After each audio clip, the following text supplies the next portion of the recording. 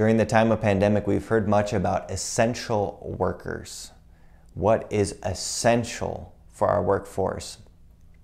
And in our gospel today, we hear pretty much Jesus being asked, what is essential?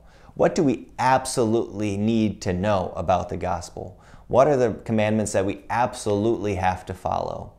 And so Jesus gives his two great commandments: to love God with all your heart, soul, mind, and strength, and to love your neighbor as yourself. It seems so simple, so essential, but yet it's such a high calling. It's so hard to do.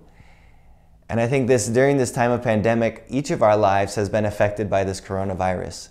And we've been invited to recognize how essential each person is, how connected we all are. As we saw the pandemic begin in China, and maybe we weren't really thinking too much about it, and as it moved closer to us, as it went to Italy, as it came to our country, and now as we see it continue to spread throughout South America and Africa and the rest of the world, we have lived in it and are living in it. And I think it's a call to greater compassion. It's a call to greater understanding. It's a call to recognize how connected we are, how connected we all are. And it's a call to greater compassion. We see in our news today the temptation to divide up, to close up our hearts again, to return to old ways, to return to violence and hatred and racism.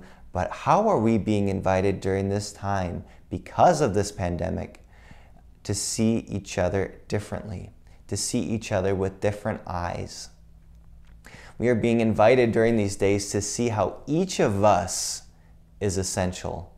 Each of us is important. Each of us is essential because each of us is a reflection of Christ.